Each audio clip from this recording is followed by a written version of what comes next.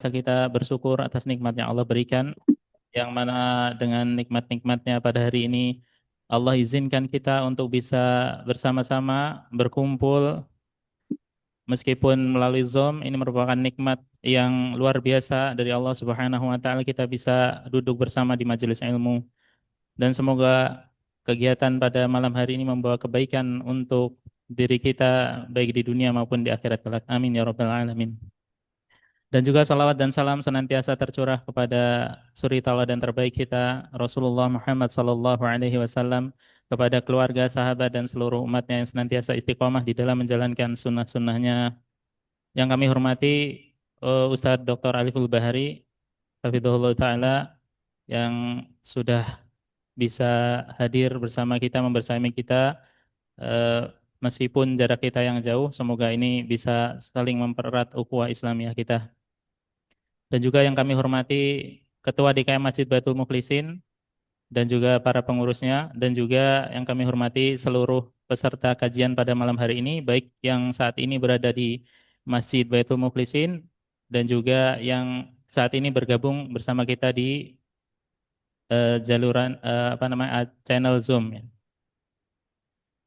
Baik, sebelum kita mulai kegiatan pada malam hari ini, perlu Ana sampaikan bahwasanya insya Allah eh, kita akan sama-sama mendengarkan kajian dari Ustadz Ariful Bahri, dan juga kemudian ada sesi tanya jawab, baik yang saat ini langsung bergabung bersama kita di Zoom bisa raise hand, dan juga bagi jamaah yang saat ini berada di Masjid Baitul Mukhlisin bisa langsung mengangkat tangan untuk bertanya.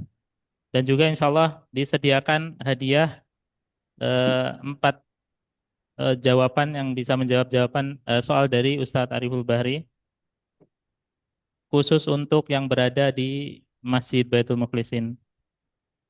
Dan yang terakhir, bagi para jamaah yang ingin mendengarkan kajian langsung live dari Madinah yang diisi oleh Ustadz Dr. Aliful Bahri, bisa bergabung pada channel YouTube Asfi TV. Baik, untuk mempersingkat waktu, karena saat ini di Indonesia sudah pukul 20 lewat 24 menit, maka kita segera mulai saja kajiannya kepada Ustadz Dr. Aliful Bahri MA. Waktu dan tempat, tafadhol maskura. Assalamualaikum warahmatullahi wabarakatuh. Waalaikumsalam warahmatullahi wabarakatuh. Alhamdulillahi rabbil alamin. Wassalatu wassalamu ala ashrafil anbiya wal mursalin wa ala alihi wa ashabihi wa man tabi'ahum bi ihsanin ila yaumiddin, amma ba'du. Alhamdulillah, kita bersyukur kepada Allah Subhanahu wa taala dan senantiasa mengucapkan salam salawat kepada baginda Rasulullah sallallahu alaihi wasallam. Uh, Sebelum kita memulai pembahasan kita tentang masalah salah satu ibadah yang terbaik, sebelumnya kami mengucapkan terima kasih banyak kepada DKM Baitul Mukhlisin. Semoga Allah Subhanahu wa taala senantiasa menjaga mereka semua, memberikan keberkahan, umur panjang dalam ketaatan kepada Allah Subhanahu wa taala, yang bekerja sama dengan pihak Yayasan Ashfi. Semoga Allah Subhanahu wa taala meridai apa yang kita lakukan dan bernilai pahala di sisi Allah Azza wa Jalla. Ikhwatul Islam, saudara kaum muslimin, kaum muslimat rahimani wa rahimakumullah. Udhiyah yang kita kenal dengan berkorban itu merupakan di antara ibadah yang terbaik. Bahkan pernah salah satu hadis Nabi sallallahu alaihi wasallam menyebutkan, dakhala rajulun al-jannata fi zubab. Ada orang-orang dulu, mereka masuk surga hanya gara-gara lalat. Tentu kita bertanya, lalat bisa buat orang masuk surga? Jawabannya iya. Kenapa demikian? Jadi dia pernah melewati suatu perkampungan. Perkampungan ini tidak boleh lewat di kampung tersebut kecuali harus berkorban. Maka orang yang sedang lewat ini dia mengatakan, saya tidak punya sesuatu yang bisa aku korbankan. Maka orang kampung mengatakan, berkorbanlah walau dengan lalat. Maka orang tersebut mengatakan, demi Allah, aku tidak akan berkorban kecuali untuk Allah Subhanahu wa taala. Maka pada akhirnya Allah Subhanahu wa taala memberikan kemudahan kepadanya masuk ke dalam surga Allah Subhanahu wa taala. Dari hadis ini dapat kita ambil pelajaran bahwa berkorban untuk Allah Subhanahu wa taala merupakan ibadah yang terbaik, dan saking terbaiknya Allah Subhanahu wa taala gandengkan dengan ibadah salat. Fasalli li rabbika wanhar. Maka salatlah untuk Allah dan berkorbanlah untuk Allah. Mengapa demikian? Kita awali pembahasan kita dengan berkorban untuk Allah Azza wa Jalla, agar kita tahu bahwa berkorban tidak boleh ada tujuan manusia di dalamnya. Berkorban bukan karena takut dibilang pelit. Berkorban bukan karena takut tidak ikut berkorban, yang lain ikut berkorban. Bukan karena alasan ini. Tapi berkorban semata-mata untuk Rabbul Izzati wal Jalalah. Makanya dikala kita berkorban, kita mengucapkan Bismillahi Allahu Akbar wa ala millati Rasulillah dengan suara yang dikuatkan, agar kita betul-betul meyakini ini merupakan syiar yang terbaik dalam agama, dan semuanya kita serahkan kepada Allah Subhanahu wa taala. Makanya kalau sekiranya ada sedikit saja untuk manusia, maka korbannya akan melenceng dari jalan Allah Subhanahu wa taala. Dan ini merupakan di antara poin penting yang harus kita ketahui, bahwa siapapun yang berkorban dan siapapun yang ikut berkorban dan siapapun yang ikut bagian dalam berkorban, semuanya harus menjadi milik Allah Subhanahu wa taala, tidak ada keuntungan pribadi di dalamnya. Karena kalau seandainya kita tidak sanggup, maka kita keluar. Karena Allah Subhanahu wa taala hanya menginginkan fasalli li rabbika wanhar. Maka berkorbanlah semata-mata untuk Allah, dan menyembelihlah, salatlah semata-mata untuk Allah, dan berkorbanlah semata-mata untuk Allah Azza wa Jalla. Sehingga dari sini kita akan membahas beberapa poin penting tentang masalah berkorban. Tentunya kita semua tahu hukum berkorban itu wajib bagi mereka yang mampu, dan tentunya bagi mereka yang tidak mampu kita akan memberikan kepada mereka korban yang telah disembelihkan. Dan hukum asal korban ini itu pilihannya dari banyak ke bawah, dari tinggi ke atas. Apa maknanya? Kalau sekiranya kita sanggup berkorban 5 ekor kambing, jangan 1 ekor kambing. Kalau sekiranya kita sanggup 2 ekor kerbau, lembu, jangan 1 ekor lembu. Jadi dari atas ke bawah, bukan dari bawah ke atas. Mengapa demikian? Karena Nabi SAW berkorban, bukan main-main. Nabi berkorban 100 ekor onta. Dan Nabi SAW menyembelih, ada yang menyebutkan Nabi sembelih kurang lebih 63 ekor. Kemudian diserahkan kepada sahabatnya, menantunya Ali bin Abi Thalib. Itu jumlahnya tidak sedikit. Dalam momen lain, Nabi SAW berkorban dengan 2 ekor kambing yang besar. Jadi maknanya cari yang terbaik, karena ini akan kita serahkan kepada Allah Subhanahu wa taala. Sesuatu yang terbaik untuk yang terbaik pula, dan dalam mendapatkan ibadah dan pahala yang terbaik. Jadi hukum asalnya dari atas ke bawah, dan itu adalah hukum asal daripada berkorban. Kemudian masalah berkorban ini, itu hukum asalnya tidak ada hubungannya dengan sesiapapun. Itu urusan kita dengan Allah Subhanahu wa taala. Itu adalah hukum asal berkorban. Dimanapun kita berada, silahkan kita berkorban. Dan korban itu dibagi 3. Korban itu dibagi 3. Sepertiga, maknanya sepertiga, boleh lebih boleh kurang. Sepertiga untuk yang berkorban. Sepertiga mereka simpan. Maknanya bisa jadi 2/3 daging korban itu adalah untuk mereka yang berkorban. Karena memang dibagi 3. Sepertiga untuk dimakan, maknanya ketika berkorban maka langsung dimakan. Dan kalau makanan yang terbaik itu adalah bagian yang pertama kali itu adalah hatinya. Makanya nanti kalau ada di antara kaum muslim yang berkorban, cari hatinya dulu, langsung dimasak, dibakar, diapakan semuanya, karena itu adalah di antara yang terbaik pertama kali untuk memakan daging korban.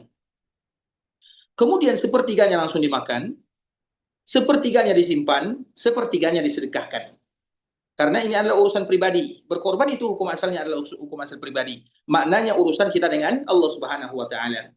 Kemudian kalau sekiranya untuk meratakan dan mengetahui, untuk berbagi bersama, maka sebagian kaum muslimin mereka membuat inisiatif, bagaimana kalau kita bentuk panitia korban. Dan itu tidak salah. Tapi harus ingat, wa ta'awanu 'alal birri wat taqwa. Tujuan kita adalah saling tolong menolong dalam kebaikan dan takwa. Dan kalimat tolong menolong tidak boleh ada upah di dalamnya. Contoh misalnya, ada tetangga kita yang pergi ke pasar, kemudian kita nitip, tolong belikan aku misalnya beras 2 kilo. Beras 2 kilo itu harganya 50.000. Kemudian, dikala dia pergi ke pasar, dia belikan kepada kita beras, kemudian dia mengatakan kepada kita harganya 60.000. 10.000 untuk ongkos, 50.000 harga, maka itu tidak boleh. Karena sifatnya adalah menolong. Kecuali kalau yang ditolong ini mengatakan ini untuk kamu 10.000 untuk ongkos. Itu baru. Tapi kalau dia sendiri yang mengambil inisiatif, maka itu tidak boleh. Karena sifatnya menolong. Dalam menolong tidak boleh ada keuntungan. Nah, begitu juga sekarang kepada kaum muslimin. Ketika kita membuat panitia, tujuan kita ini adalah berjualan atau menolong. Kalau sekiranya kita menolong, maka kembalikan kepada hukum asal. Kita menolong bagaimana? Menolong kaum muslimin agar misalnya nanti berkumpul. Kemudian setelahnya kita akan mengumpulkan siapa yang mendaftar, siapa yang akan berkorban, siapa yang akan ini. Maka sistemnya adalah menolong. Kalau sistemnya menolong, maka kita tidak boleh mengambil intinya atau keuntungan dari zat yang tadi kita tolong. Misalnya kerbau atau lembu atau yang semisalnya. Maka semuanya diserahkan kepada kaum muslimin. Maka itulah pesan Nabi Shallallahu Alaihi Wasallam kepada sahabat Ali bin Abi Thalib, wa alla yu'til jazzara syai'a. Orang yang menyembelih, maknanya panitia, yang yang sifatnya menolong, tidak boleh diberikan sedikit pun. Jadi tidak ada istilahnya kalau nanti sekiranya panitia, kita potong dulu, kita makan dulu yang bagian ini, nanti kita masak sama-sama kita makan. Kecuali kalau dia adalah salah satu yang ikut berkorban dan itu adalah jatah dia. Tapi kalau khusus jatah panitia, maka ingat akan hadis Nabi Shallallahu Alaihi Wasallam. Karena sistemnya adalah menolong. Wa alla yu'til jazzara syai'a. Karena kalau sekiranya kita tidak sanggup, Ustaz kami kan lelah, kami kan penat. Kalau demikian keadaannya, maka tidak usah menjadi panitia. Tapi ingat, di panitia, mereka punya dapat banyak pahala. Betapa banyak urusan kaum muslimin mereka selesaikan. Duit kaum muslimin mereka tabung, kemudian ini, itu sistemnya menolong. Tapi mereka akan dapat pahala. Karena telah menolong saudaranya. Tidak mungkin Allah Subhanahu wa taala tidak berikan pahala. Kalau sekiranya tidak sanggup, maka kita mundur. Daripada kita memakan sesuatu yang bukan menjadi hak milik kita. Itu adalah di antara bagian daripada kaedah-kaedah yang telah disebutkan oleh baginda Rasulullah sallallahu alaihi wasallam dalam masalah berkorban. Kemudian dikala kita berkorban, Nabi sallallahu alaihi wasallam menyebutkan dengan bahimatul an'am,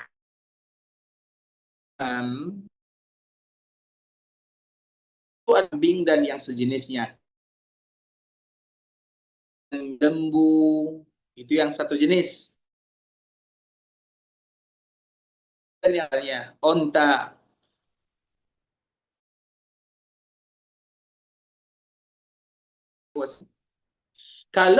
Kalau maiz atau kurang lebih kita namakan dengan domba, itu kurang lebih nanti umurnya kurang lebih 6 bulan. Jadi maknanya sesiapapun, sebenarnya kita semua bisa berkorban. Sebenarnya kita semua bisa berkorban. Karena kalau sekiranya kita ambil angka yang paling kecil ini, misalnya domba umurnya 6 bulan, maka harganya tentu mungkin 1 juta, 1.500.000. Atau kambing misalnya, umur minimalnya adalah 1 tahun. Yang penting apabila ada kambing 1 tahun, maka dia bisa berkorban. Karena korban itu, kalau kita lihat, kalau di tempat-tempat kita, kalau ikut program masjid panitia, korbannya 3.500.000. Tidak semua orang yang punya. Maka kita buat alternatif yang lain. Kalau sekiranya tidak sanggup dengan harga ini, maka ada harga yang lain, yaitu harga kambing. Harga kambing minimal yang umur 1 tahun 1,5 juta.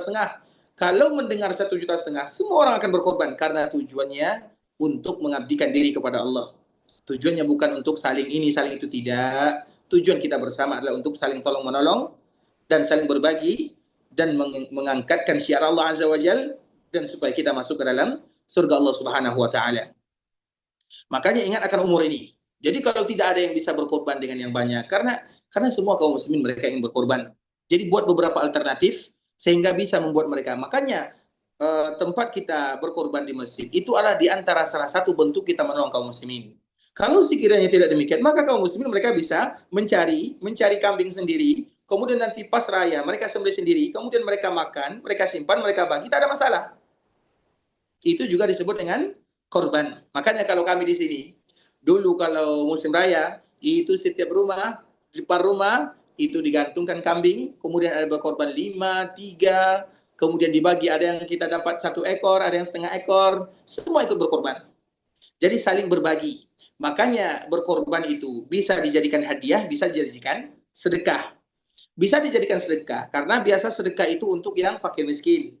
Bisa dijadikan hadiah, hadiah itu bebas. Mau yang kaya, mau yang miskin, bebas. Kemudian ikhwatal Islam, sedangkan kerbau, lembu, maka itu mereka mesti 2 tahun minimalnya. Sedangkan onta minimal yang harus disembelih itu adalah umur yang 5 tahun. Dan Nabi Shallallahu Alaihi Wasallam pernah berkorban dengan onta 100 ekor onta. Nabi Shallallahu Alaihi Wasallam juga berkorban dengan kambing yang terbaik. Dan di antara sifat kambing yang terbaik itu adalah yang melihat dengan warna hitam, yang memijak juga dengan warna hitam. Apa maknanya? Di mata-matanya itu ada warna hitam. Jadi anak warna hitam dan putih. Mungkin itu jarang ya, tapi ada.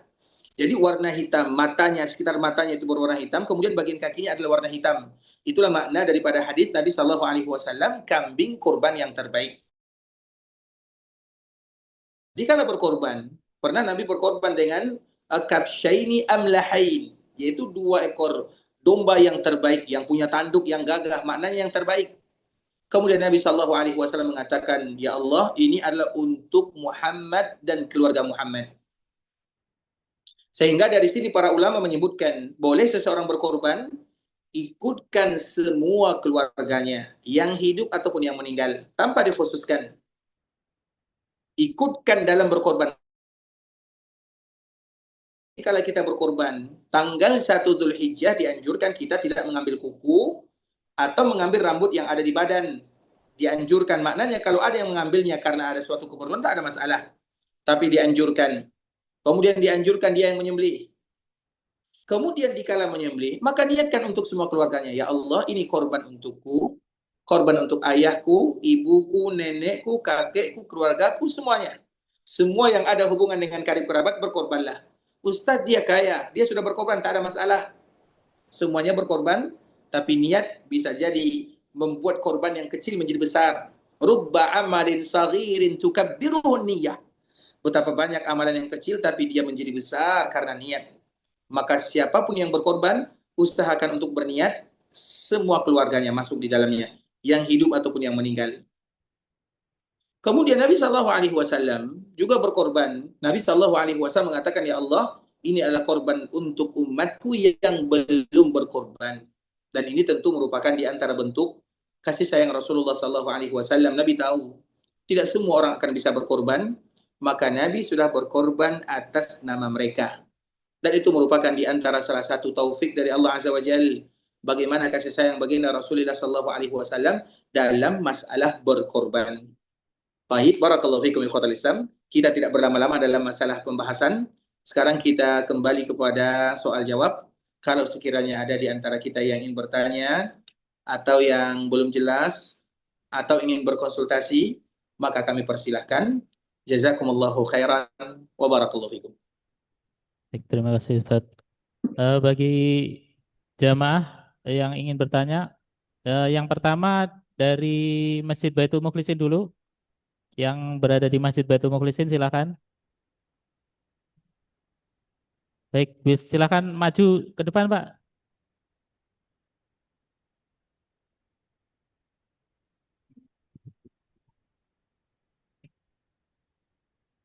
Assalamualaikum warahmatullahi wabarakatuh.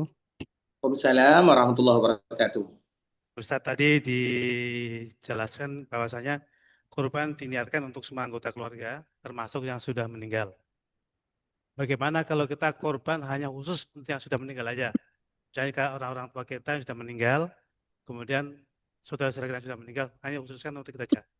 Tidak aja Ustadz. Terima kasih. Wassalamualaikum warahmatullahi wabarakatuh. Waalaikumsalam warahmatullahi wabarakatuh. Semoga Bapak yang bertanya diampunkan dosanya, dilancarkan rezekinya, diberikan keberkahan dalam hidupnya, dan dipanjangkan umurnya dalam ketaatan kepada Allah Subhanahu wa taala. Amin ya rabbal alamin. Taib, bagaimana hukumnya kita berkorban untuk mereka yang sudah meninggal saja? Kita harus mengetahui kaum muslimin bahwa ada 4 amalan yang semua para ulama sepakat kalau amalan ini pasti akan sampai kepada orang yang sudah meninggal. Karena biasanya orang yang sudah meninggal itu ikhwatul Islam yang selalu menjadi pikiran kita adalah orang-orang terdekat, dan orang yang paling terdekat itu adalah ayah, ibu, saudara, kakek atau nenek dan yang semisalnya. Pasti orang-orang yang dekat dengan kita.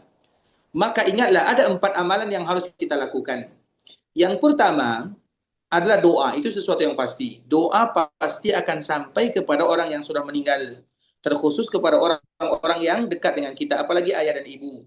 Makanya di antara salah satu tanda anak yang durhaka, kata para ulama ya, di antara tanda anak yang durhaka adalah ketika mereka melewatkan satu hari, mereka lupa kepada ayah dan ibunya agar diampunkan dosanya oleh Allah Azza wa Jalla.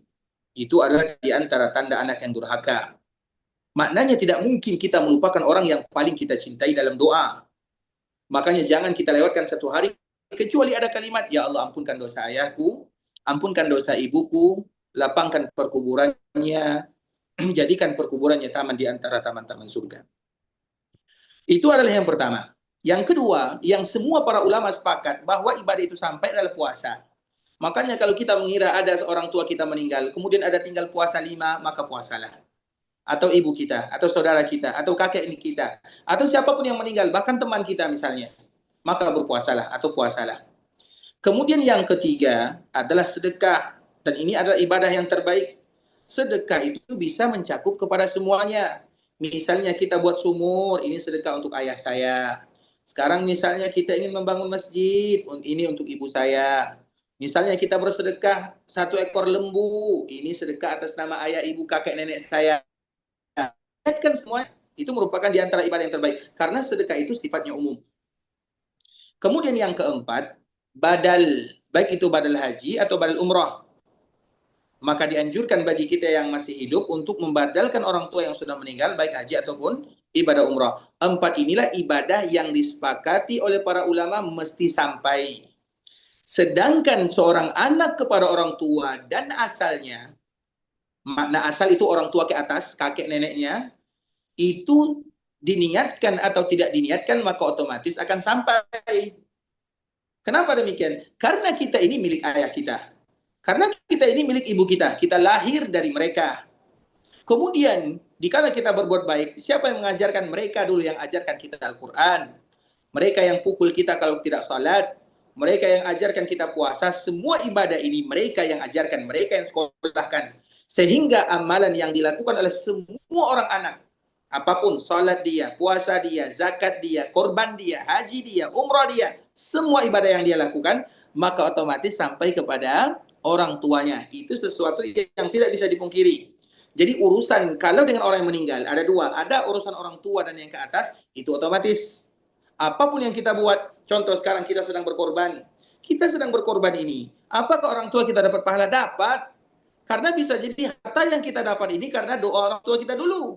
Ya Allah, berikan anakku pekerjaan, mudahkan urusannya, berikan kepada mereka harta yang halal. Jadi yang kita punya ini adalah karena ayah kita dulu, karena ibu kita. Makanya yang kita buat akan sampai kepada mereka secara otomatis. Nah, sedangkan kalau kita berbicara tentang masalah di luar daripada yang 4 ini, yang tadi kita jelaskan, maka tentu terjadi perselisihan para ulama. Apakah boleh kita berkorban atas nama orang yang meninggal saja? Contoh, berkorban atas nama ayah, atau nama ibu, atau kakek, atau nenek, dan yang semisalnya. Kalau kita lihat dari perselisihan para ulama, kalau kita kembalikan kepada mazhab kita, yaitu mazhab Syafi'i, maka mereka mengatakan tidak berkorban atas nama yang sudah meninggal khusus. Sedangkan ulama-ulama Malikiyah, mereka memakruhkan. Maka kalau demikian keadaannya, untuk mencari yang terbaik, kalau sekiranya kita ingin berkorban dengan atas nama orang tua, maka jadikan atas nama sedekah. Karena udhiyah ini, berkorban di hari raya, itu adalah ibadah khusus. Kalau kita nak juga ingin masukkan ayah dan ibu kita, maka beli 1 ekor kambing, 1 ekor kerbau, kita sebutkan ini sedekah atas nama ayah dan ibu saya, dibagi-bagikan kepada semua kaum muslimin, akan sampai pahalanya. Tapi secara khusus, maka ulama-ulama Syafi'iyah, terkhusus ulama-ulama kita, Sama dengan Al-Quran. Al-Quran yang kita baca ini, kalau kita hadiahkan kepada yang meninggal, sampai atau tak sampai, tentu terjadi khilaf para ulama. Hanya saja kalau kita kembalikan kepada ulama Syafi'iyah, ulama kita, rata-rata kita bermazhab Syafi'i, mereka mengatakan tak sampai. Tak sampai masalah ini, dan tak sampai juga masalah berkorban. Nah, kalau demikian keadaannya, maka cari alternatif yang lain. Dan kita akan selalu bersedekah atas nama orang tua, baik itu dengan korban. Contoh misalnya, saya bersedekah atas nama orang tua saya yang tanggung jawab masalah makanan dan minuman untuk mereka yang berkorban dan yang mereka memotong dagingnya. Kita belikan nasi, kita belikan minuman atas nama ayah dan ibu saya. Sama saja hukumnya. Jadi cara yang harus kita lihat. Oleh karena itu, kalau kita kembalikan kepada perkataan para ulama, maka itulah yang mereka sebutkan. Sedangkan yang terbaik adalah tadi yang kita sebutkan, setiap kali kita berkorban, maka niatkan semua di dalamnya. Kalau mengkhususkan, ulama Syafi'iyah dan Malikiyah, mereka mengatakan tidak demikian keadaannya.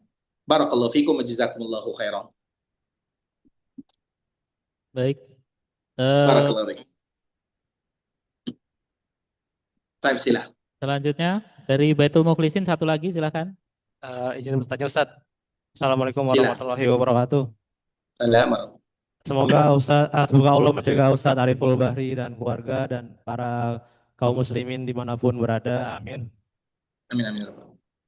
Mengenai kepanitaan kurban Ustaz, bagaimana pendistribusian hewan kurban yang tepat kepada siapa saja?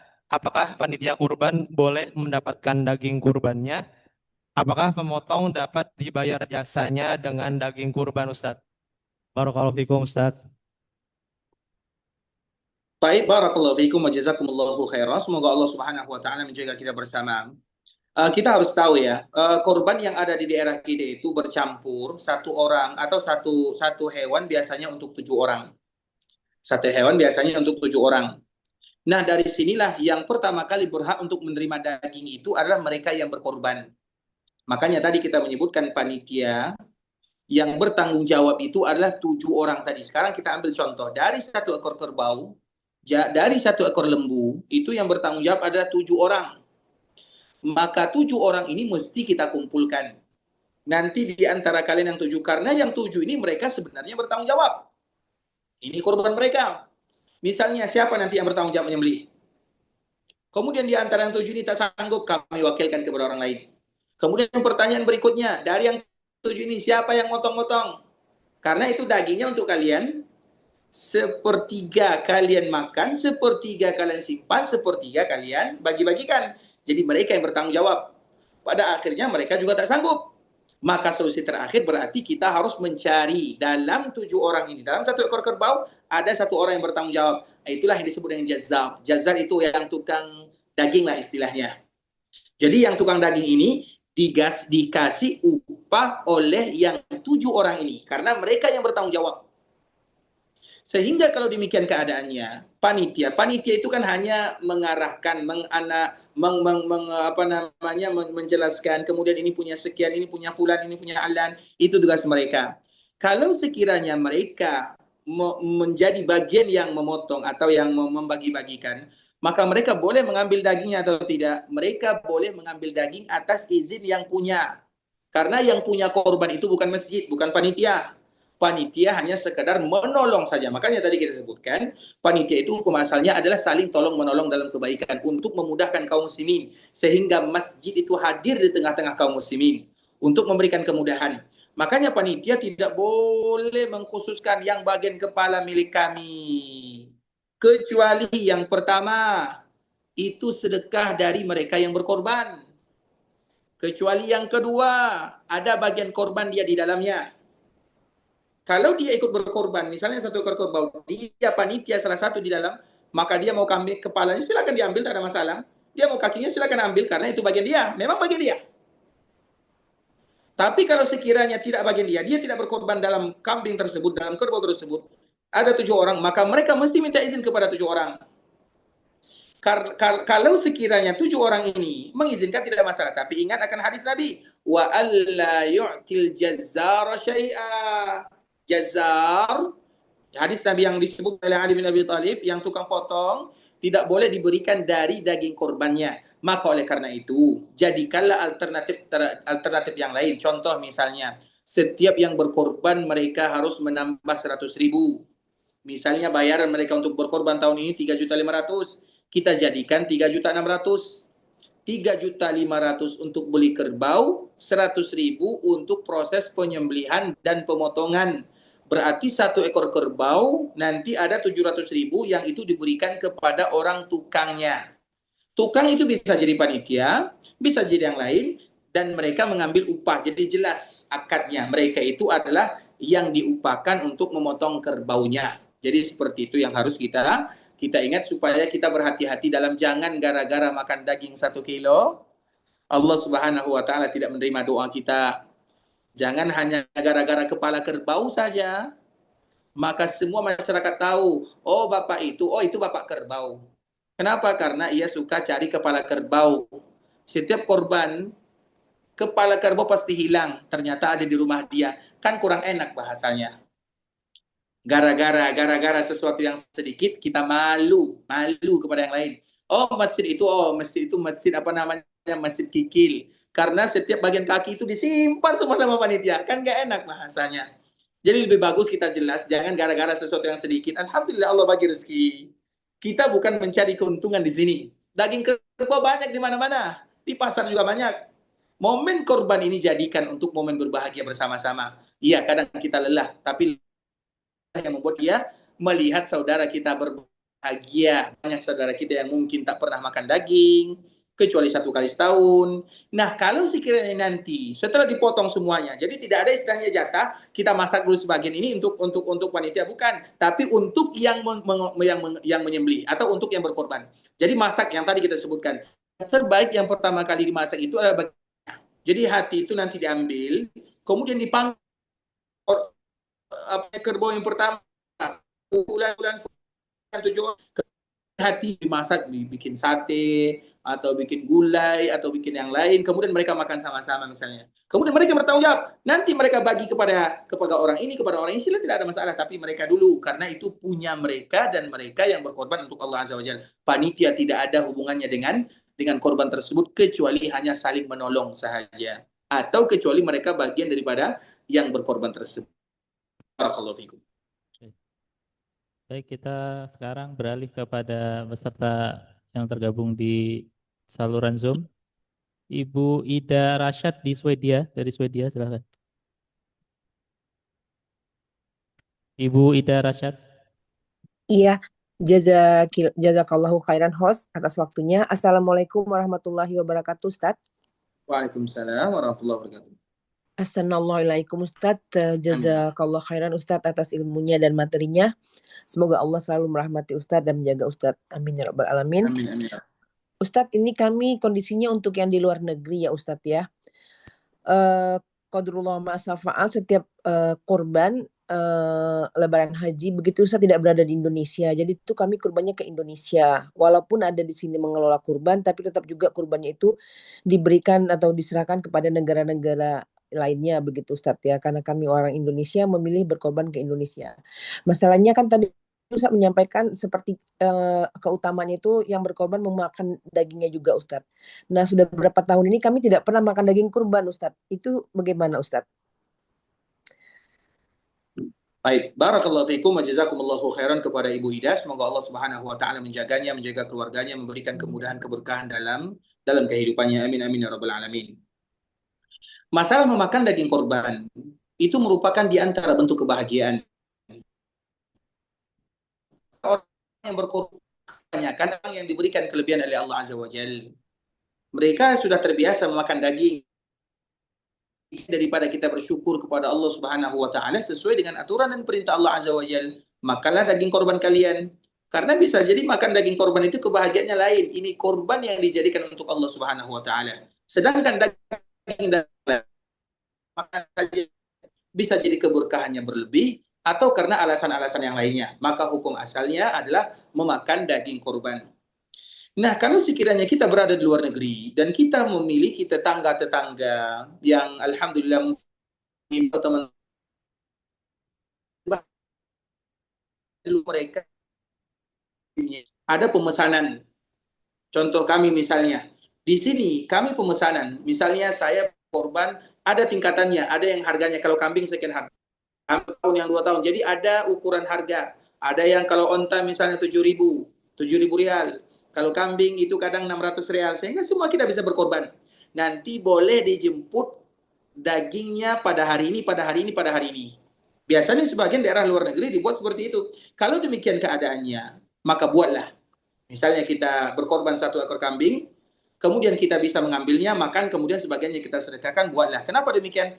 Ini bukan setiap tahun, maknanya tahun ini mungkin kita berkorban di Indonesia karena saudara-saudara kita sangat memerlukan ada di sana. Karena sedekah yang terbaik kepada karib kerabat dan orang-orang terdekat.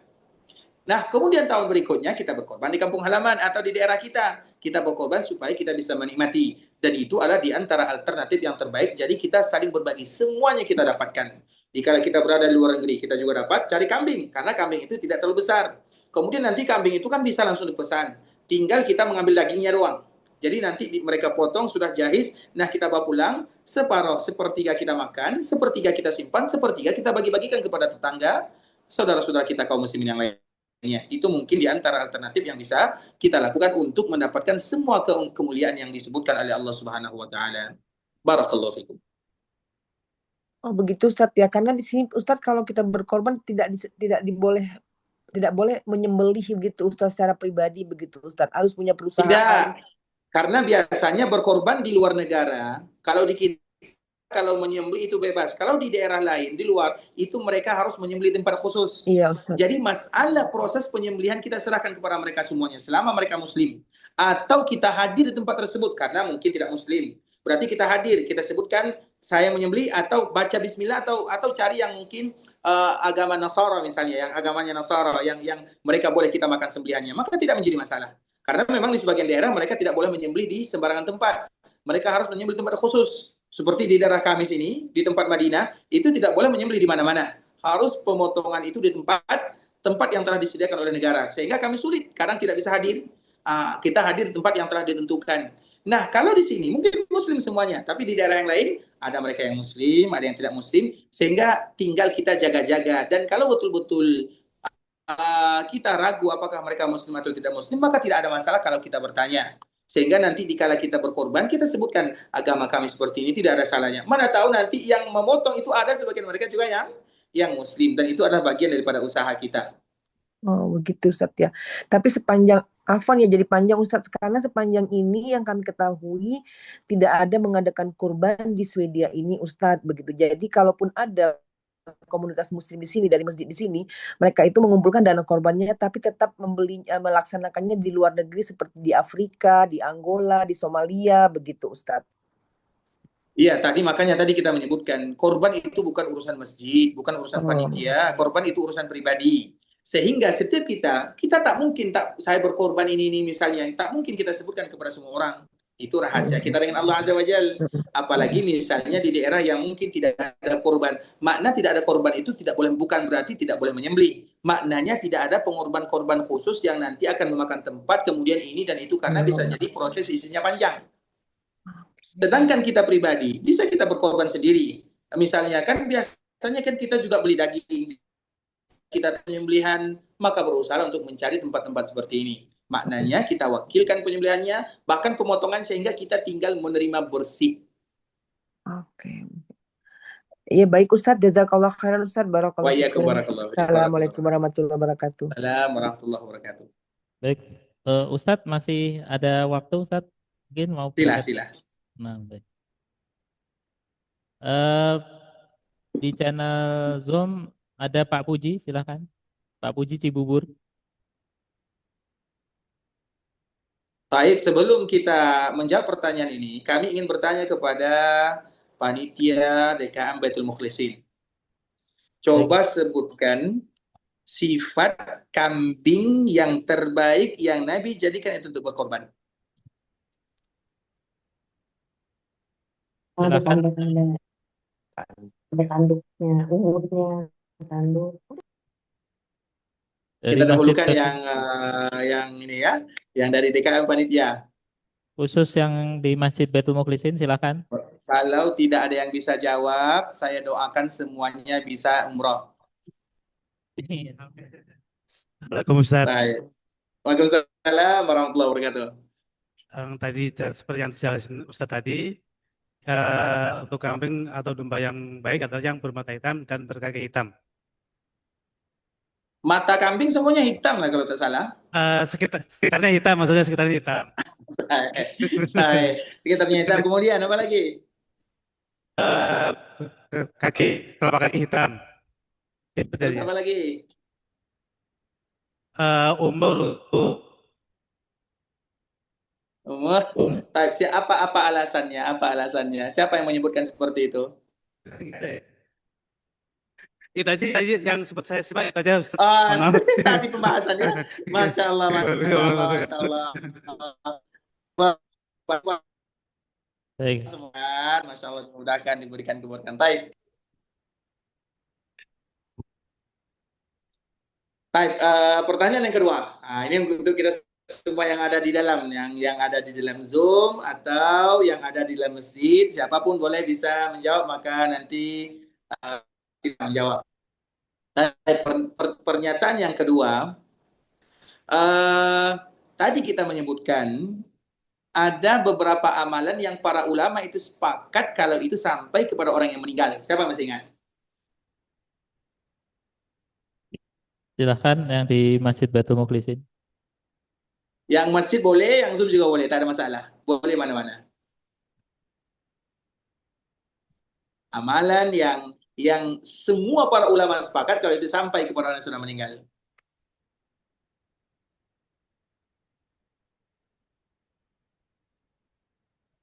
Terus Ada boleh Ustaz, ada Jawab. Ustaz. Sebentar, di masjid ada Baik, Ustaz. sila. Baik. Assalamualaikum Ustaz. Saya mau menjawab. Waalaikumsalam warahmatullahi wabarakatuh. Sedekah anak kepada orang yang sudah meninggal orang tua. Sedekah anak ya, berarti sedekah saya kepada orang sudah meninggal yang bukan ayah saya tak sampai ya? Untuk orang tua yang meninggal.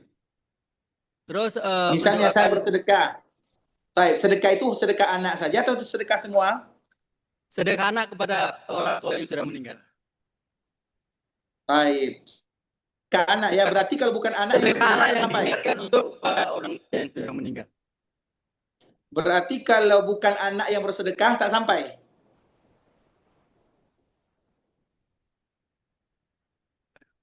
Sampai Ustaz, sampai. Sampai berarti anak atau sedekah orang lain? Orang kepada sedekah orang kepada Baik, berarti yang sudah meninggal. maknanya semua sedekah, mau anak, mau orang lain semuanya. Jadi tidak ada Ya. khususan anak. Baik, yang pertama. Baik, yang kedua.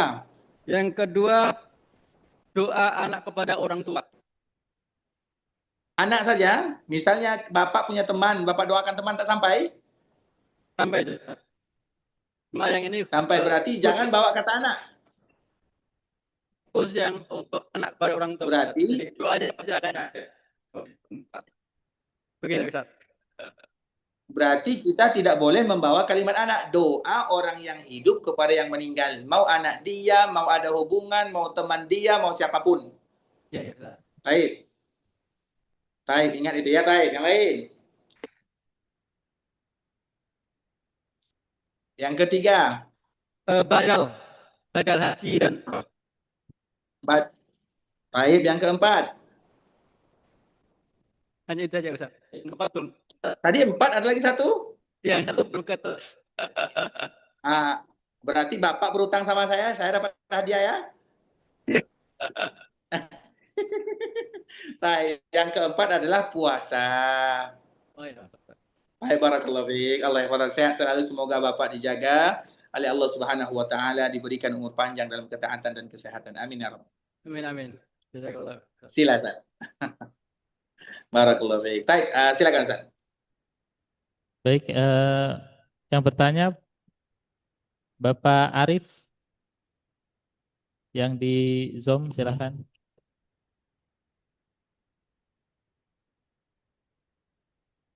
Bapak Puji tadi masih ada? Assalamualaikum warahmatullahi wabarakatuh. Waalaikumsalam warahmatullahi Waalaikumsalam wabarakatuh. warahmatullahi wabarakatuh. Semoga Ustadz dan seluruh jamaah yang ada bisa mendapatkan rahmat dari Allah Subhanahu wa taala. Pertanyaan Amin. saya gini, Tad. Eh, pada saat keutamaan menyembelih secara langsung ataupun hanya melihat diwakilkan oleh eh, orang, itu mana yang lebih baik ya, Tad ya, pada saat di sana? Jazakallah khair. Barakallahu fikum kepada Bapak Puji, semoga Allah Subhanahu wa taala menjaganya, menjaga keluarga, memberikan keberkahan, kemudahan, kelancaran, umur panjang dalam ketaatan kepada Allah Azza wa Jal. Yang terbaik tentunya adalah mereka yang menyembelih sendiri. Karena tadi kita telah menyebutkan bahwa korban itu hukum asalnya adalah masalah pribadi. Jadi kalau masalah pribadi kita yang mencari, karena kadang-kadang beribadah itu memerlukan perjuangan, bukan instan. Maknanya orang yang berjuang seperti orang bersedekah. Sedekah yang terbaik itu adalah sedekah yang langsung orang menerima, karena tujuannya adalah untuk ngebudiyah. Hati akan lembut, jiwa akan tenang, itu tujuannya. Begitu juga dikala kita berkorban. Dikala kita berkorban, tentu kita akan ingat perjuangan orang-orang terdahulu, terkhusus Nabi Ibrahim, kemudian bagaimana pengorbanan mereka kepada tujuan makna yang diinginkan oleh Allah di dalamnya. Maka hukum asalnya adalah berkorban sendiri, mencari sendiri, beli sendiri, sembelih sendiri, makan sendiri, bagi sendiri, sedekah sendiri. Itu hukum asalnya. Nah, kalau sekiranya tidak bisa demikian, karena tidak semua orang yang sanggup, ada yang tak sanggup, ada yang tak kuat, ada alasan-alasan yang lain, maka kalau ketidaksanggupan itulah pada akhirnya nanti mereka mencari wakilkan kepada yang lain. Nah, wakil ini karena misalnya kerbau tadi kita sebut ada 7 orang, usahakan yang salah seorang dari yang 7 ini menyembelih, ikut serta di dalamnya. Karena tidak mungkin sama pahala mereka yang melakukan sendiri dengan yang diwakilkan. Diwakilkan itu bisa jadi karena alasan-alasan syar'i yang lainnya. Jadi bagaimanapun yang terbaik adalah tetap yang pertama tadi. Barakallahu fikum jazakumullahu khairan. Baik. Selanjutnya yang dari Masjid Baitul Muflisin barangkali ada yang mau bertanya?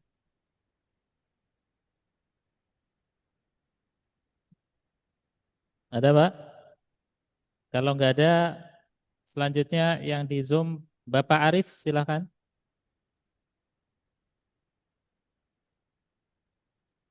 Bapak Arif.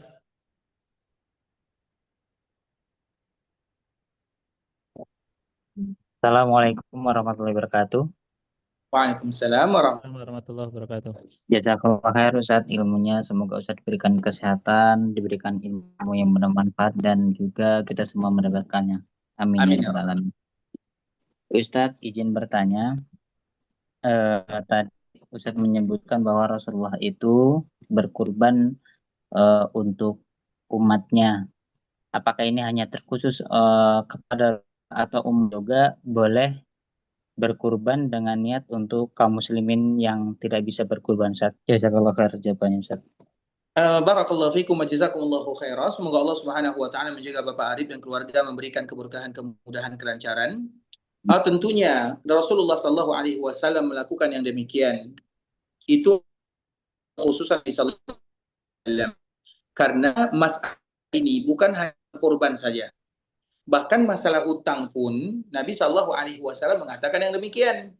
Siapapun yang berhutang dari umatku dengan niat untuk membayarnya, kemudian qaddarullah dia meninggal, qaddarullah dia tak sanggup, qaddarullah ada yang lain, maka Nabi Shallallahu alaihi wasallam yang akan membayarnya. Kalau sekiranya kita mengatakan bahwa ini juga untuk umatnya, apakah kita sanggup untuk melakukan hadis yang kedua? Tentu jawabannya tidak. Sehingga dari sinilah bahwa kalimat itu adalah menunjukkan bagaimana sayangnya Nabi kepada kita sebagai umatnya. Karena Nabi punya umat, sedangkan kita tak punya umat. Maka wajar Nabi Shallallahu alaihi wasallam berkorban untuk umatnya yang belum sanggup berkorban. Sedangkan kita ambil alternatif yang pertama, ya Allah, saya berkorban untuk saya dan untuk kerabat yang dekat, kerabat yang jauh, yang masih hidup ataupun yang sudah meninggal. Jadi itu ada dua pilihan. Kalau yang kedua ini khusus untuk Nabi Shallallahu alaihi wasallam, sedangkan yang pertama maka boleh untuk Nabi dan boleh untuk semua umatnya. Barakallahu fikum. Baik, barangkali satu penanya lagi. Baik. Bapak Haris Setiawan. Silakan Bapak Haris.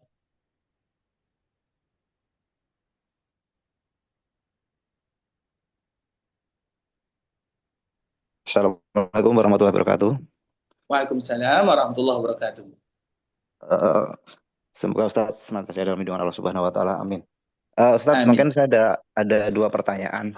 Yang Baik. pertama, kebetulan saya pernah untuk menjadi panitia kurban. Kemudian ketika sudah terkumpul dengan jumlah tertentu, misalkan 27 juta, ketika kita mencari hewan kurban itu ternyata eh, saya kurang serak untuk di harga seperti itu, sehingga harganya itu saya ambil yang lebih di atasnya, misalkan 28 juta, dengan 1 juta itu saya tambahkan dari uang saya gitu, padahal itu urunan bersama. Itu gimana Ustaz untuk yang pertama? Terus yang kedua, kita kan berkorban untuk berusaha mencari hewan terbaik. Tapi kenyataan di lapangan itu bahwasanya ketika misalkan sapi itu di atas 700 kilo itu harganya sudah tidak normal lagi. Artinya ketika 1 kilo itu terhitung sapi harganya 65.000, ketika 900 atau 1 ton itu sendiri kan harganya sudah 1 kilo mungkin 100.000 lebih. Nah, ini afdalnya apakah kita tetap berkorban dengan dengan harga yang tidak wajar tadi, atau lebih baik kita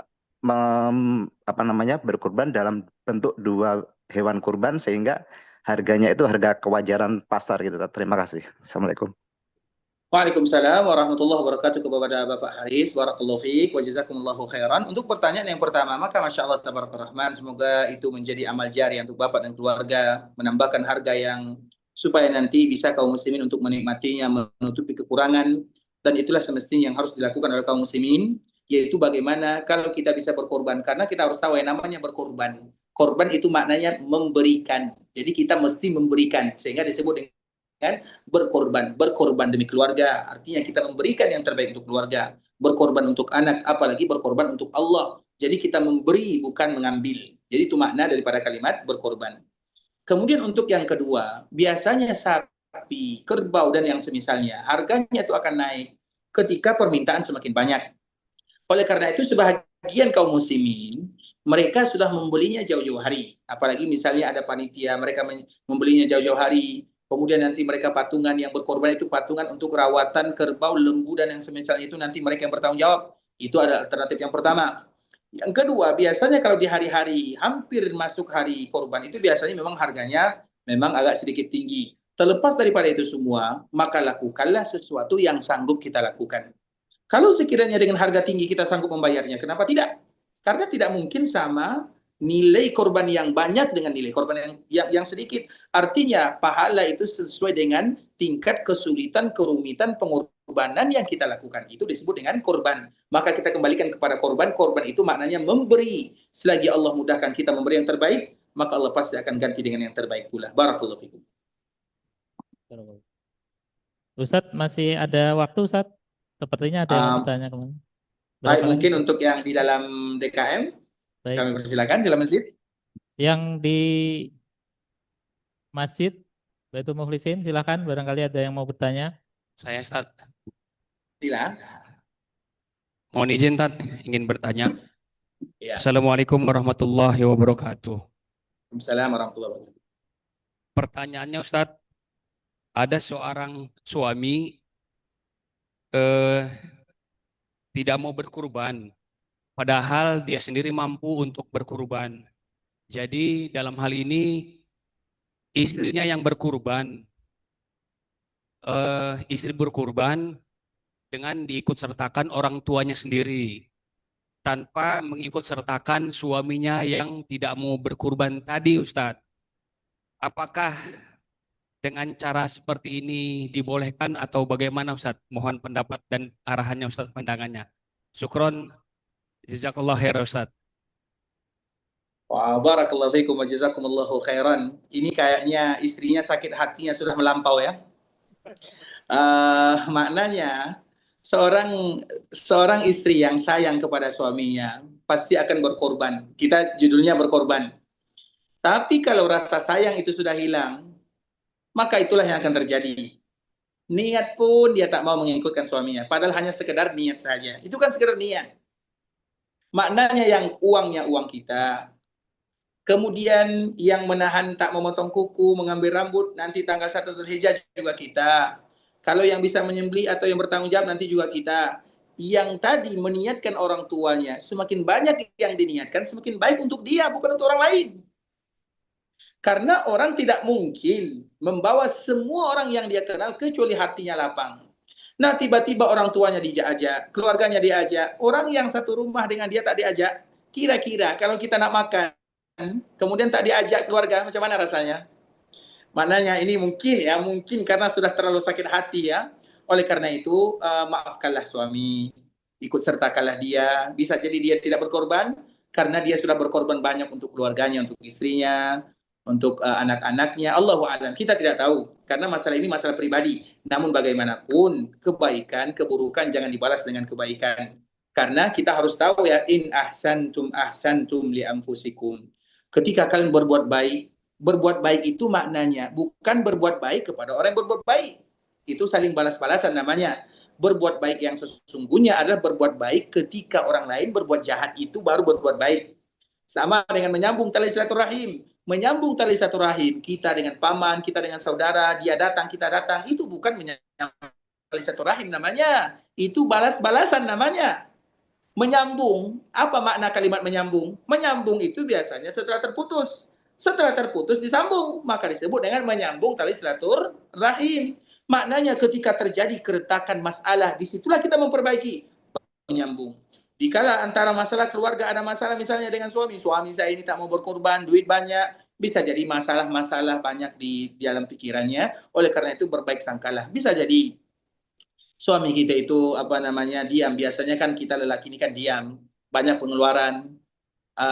Bisa jadi nanti, atau ada alternatif yang lain. Bisa jadi setiap pemberian dari suami, misalnya dia kasih kita 5 juta satu bulan, sisipkan misalnya dalam setiap bulan itu 500.000.